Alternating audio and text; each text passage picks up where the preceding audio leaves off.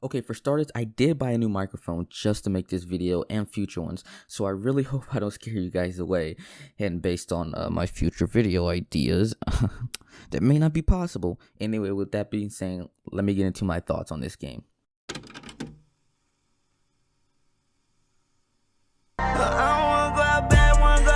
I actually never played the original Little Nightmares in 2016. I watched people like Dante and Markiplier play the game, and recently Berlizzi played the original Little Nightmares and a demo for 2, which piqued my interest in the game again. At this point, I was really hyped for release of Little Nightmares 2, so did I go out and play the game for myself? The first one, of course. Of course, not to ask North Tragedy of all people to play it on stream, which is a good time, by the way. Get out of here, dude. I'm too smart. Oh, shit!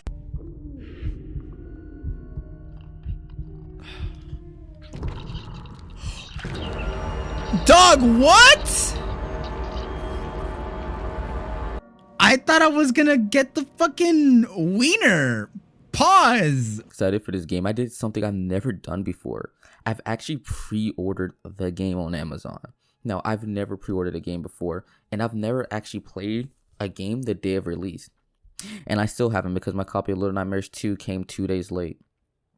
And I like to mention, while I like this game, however, I'm very disappointed in the way I played. And that kind of shapes the way that I feel about this game. Allow me to explain. Let's start at the beginning. I was born in a small town. Oh, wait. Too far back.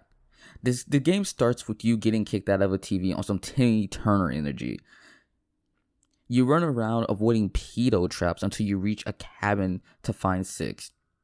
After this farmer from Dragon Ball must think we're Saiyans, because when he saw us, he instantly started busting. Almost like cops when they see me. After dying for almost an hour and a half, yes, I died over and over again, getting shot by this guy before I realized what I was supposed to do. Then I proceeded to get shot up in the swamp like I was Kermit after he got caught cheating on Miss Piggy. Now, after lots of dying and rage moments, later we made it to some random door sitting on the shore, and we ride it to the Pale City. Shortly after wandering around the city that looks like Cell came and drank everyone, consumed everyone? Yeah, consumed. After running around a city that looks like Cell came and consumed everyone, then we ran into a school and stayed there for almost 3 hours. I kid you not, I spent so much time here, I actually thought about stopping the game. Like I said, I'm not good at video games anymore. Actually, I don't think I mentioned that yet. Should have wrote that in the script. Not only did I fail basic puzzles, but this idiot SIxx got kidnapped by bullies, which didn't help. I had to race through the classroom over 5 times. I was dying so much and getting so upset that the friend I was on FaceTime with and the guys that were in Discord was starting to get annoyed. But then, as though a call from heaven, the best part of the game came. I got to kill a bunch of kids. I kid you not, that was my favorite part of the game. I had too much fun killing them. Speaking of which, I found SIxx and she's on demon time and decides to just, kills one of them. Later, after finally leaving the school and besting the teacher. Now, I didn't write about the teacher in the script because this video got really long, but let's just say I don't like her. I don't like that long-necked freak. We got into a lot of fights and I died most of them. So we're just gonna move on and pretend that I didn't spend almost 3 hours in the school. Then we make it to the hospital and oh my god, I hate that place so much. For the sake of keeping this video somewhat short, let's just say me and the doctor didn't really get along. Also, I take way too long to get past the area with the mannequin demons. Like, I really spent almost an hour here. Keep in mind that this should take maybe 20 minutes most if you're not good. It took lots of trial and error. The part where all the demons follow you was the hardest. Eventually, Saul was able to round them all up in one area, and then I ran for dear life. Just to be chased by some more demons. Am I ever not going to be chased by demons in this game? And all just to get a power core. Like, I actually forgot what we were actually looking for after a while. But we were looking for a power core to open the elevator. Well, at least I'm back with SIxx, who I know would never, ever hurt me. Never.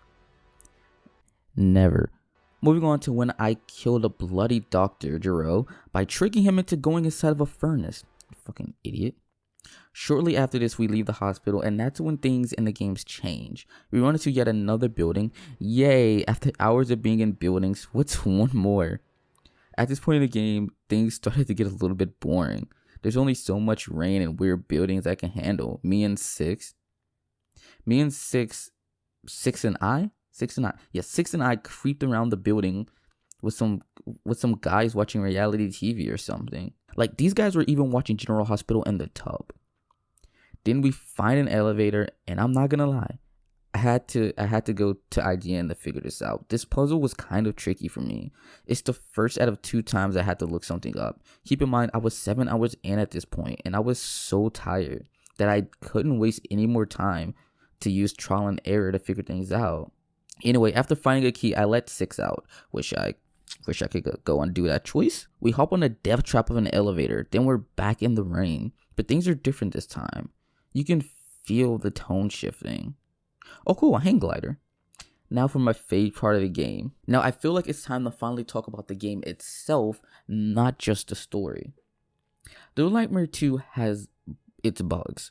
When I experienced one of the most common ones that almost everyone I've watched has also seen, it upset me. I thought I was doing something wrong and spent so much time trying to figure out what I needed to do, to the point that I looked it up, not knowing that there was a bug, and all I had to do is go back to the main menu. And to explain further, what happened was, when you get to the part when you have to turn off one of the TVs, the remote wasn't working for that certain TV that the viewer was in front of. It was working for every other TV except for that one. And I thought that maybe I was doing something wrong. Maybe I wasn't supposed to turn off the TV. I looked it up. It told me I was.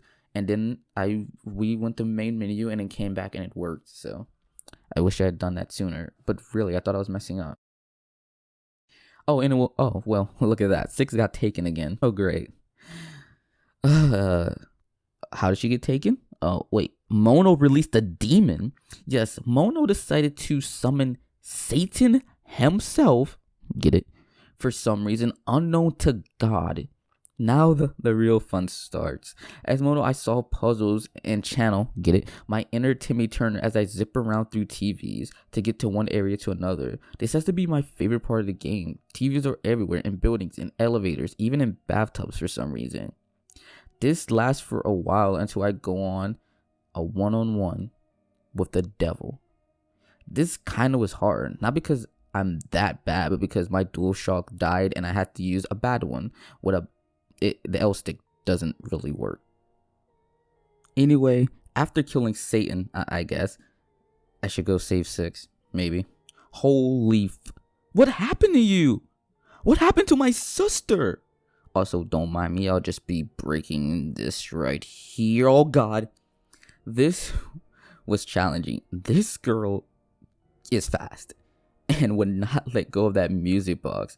After a really, and I mean really tough battle, and dying multiple times, getting hit from other different portals, this really was tough. And I know I'm not really touching on the whole, like, what I took to get to her, like the going through the portals and the music, just for the sake of time.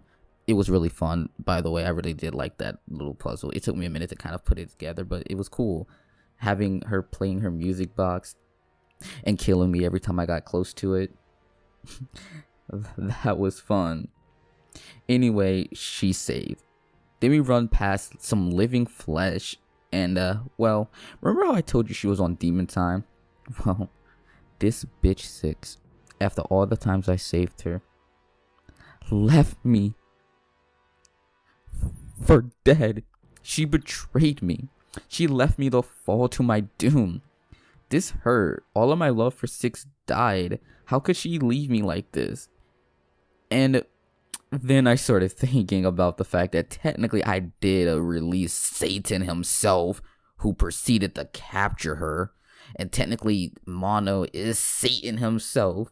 So when you start thinking about it from that perspective, maybe she wasn't wrong to, you know, ditch us. You know, maybe it was a smart idea. Because, like, in my opinion, if I realized that someone I cared about and my friend was infected by Satan, that's not my homie no more. That's all I'm saying. That's not my homie no more.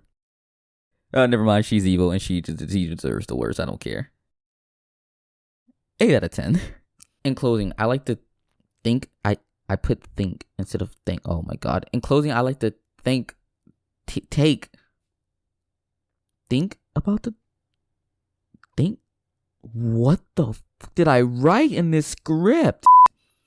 In closing, I would like to thank the people behind this game. Thank you, Taser Studios and Supermassive Games. No, I said the studio name wrong. It's fine. This game got me back into gaming. I haven't played a game other than Pokemon and Call of Duty in a really long time. This game gave me a reason to branch out and try something new. Wanting to make this review gave me the nudge I needed to make YouTube videos again. It helps the Supermassive Games also is one of my favorite game developers. I'm really excited for House of Ashes, by the way.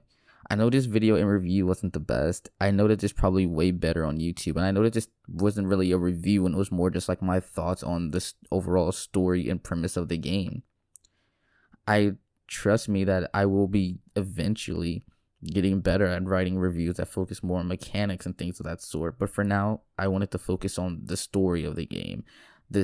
How I struggled through certain parts and what made this game enjoyable. And what made this game enjoyable is not just the puzzles, but it's the characters that you fall in love with and then they let you fall. It's gonna take a while before I get over this.